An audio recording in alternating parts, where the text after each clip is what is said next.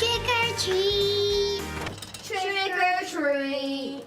Trick or treat. 네, trick or treat. 우리말로 하면 뭐 떡 하나 주면 안 잡아먹지쯤 될까요? 이 사탕 안 주면 장난칠 겁니다. 라는 뜻으로 10월 31일 헬로윈 때 귀신 문장을 한 동네 꼬마들이 이 집집마다 돌아다니며 외치는 문장입니다. 영미권에선 거의 명절급의 행사인 만큼 백악관에서도 매년 이벤트를 여는데요.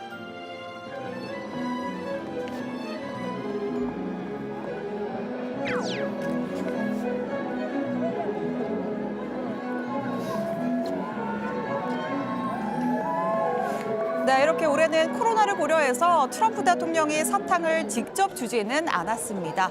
기왕 그럴 거 마스크까지 썼다면 조금 더 완벽했을 텐데 싶은데요. 자, 아무튼 일상에서도 어떻게 하면 방역수칙을 지키면서 사탕을 줄지 아주 기상천외한 방법들이 등장했습니다. 이렇게 유령이 줄을 타고 날아와서 사탕을 배달하는가 하면 자, 또 이 드론이 사탕을 싣고 와서 머리 위에 떨어뜨리는 방법도 사용을 했습니다. 아, 놓치네요. 자, 그다음에 이 기다란 파이프에 사탕을 넣어서 해골의 입에서 나오게 하는 방법도 있습니다. This is where the candy comes out of. 네, 그리고 국내에서 헬로윈은 사실 이 사탕보다는 재미있는 귀신 분장을 하고 노는 젊은이들의 문화로 자리를 잡았습니다. 그래서 더더욱 우려가 컸는데요. 일부 클럽과 유흥지점이 자체 휴업을 선언하고 또 서울시가 특별 점검까지 나섰지만 지난 토요일 밤 이태원, 강남, 홍대는 마치 다른 세상 같았습니다. 걸어다니기 불편할 정도로 북적이는 골목길에 마스크를 제대로 안 쓴 사람들도 꽤 눈에 띄었는데요. 수백명씩 술집 앞에서 마스크도 안 쓰고 줄 서가지고 밖에서 저렇게 줄 서 있다는 게 업장 안에 들어가면 저 인원만큼 들어가서 그 밀폐된 공간 안 하면서 술 먹고 또 할로윈 파티 하고 있을 거 아니에요. 나라가 휘청휘청 이태원 사태 때 제2의 이태원 클럽 사태가 벌어질까봐 꽤 걱정인 거죠. 이 헬로윈 분장을 한 사람들은 일부 영업 중인 가게로 몰려들었습니다. 아니나 다를까 마스크를 벗고 테이블 간 거리두기도 잘 지켜지질 않았습니다. 밤사이 서울 시내 유흥지점과 일반 음식점 등 14곳이 방역수칙 위반으로 적발됐습니다.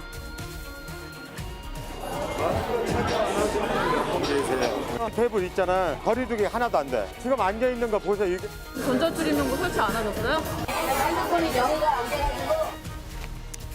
네, 오늘 코로나19 신규 확진자 수 97명이 늘었습니다. 6일 만에 두 자릿수라지만 그마저도 100명에서 딱 3명 모자란 숫자입니다. 또 어제가 주말이라 검사 건수가 평일 대비 절반 이하였다는 걸 고려하면 결코 적지 않은 숫자고요. 이 헬로윈데이로 인한 감염 확산이 있었는지 확인하기 위해서는 앞으로 2주간 확진 추세를 조금 더 지켜봐야 합니다. 한편 방역당국은 오는 7일부터 사회적 거리두기를 5단계로 세분화해서 적용하기로 했습니다. 기존 3단계 체제에서 1.5단계와 2.5단계를 추가했습니다.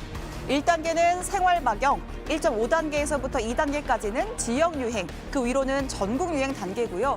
이 각각의 단계를 구분하는 핵심 기준은 확진자 숫자입니다.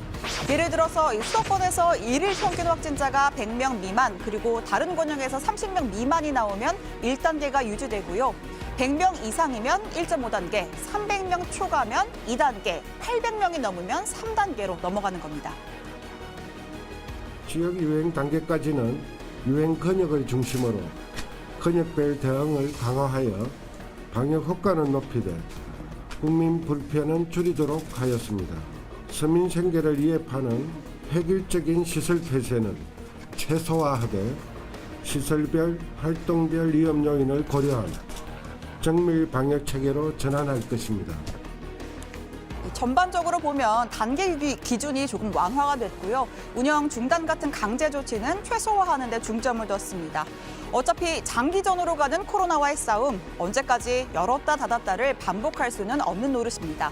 대신 생활 방역을 강화해서 12종 고위험 시설뿐 아니라 놀이공원, 영화관 등 23종의 일반 관리 시설까지 마스크 착용, 명당 관리 의무화했습니다.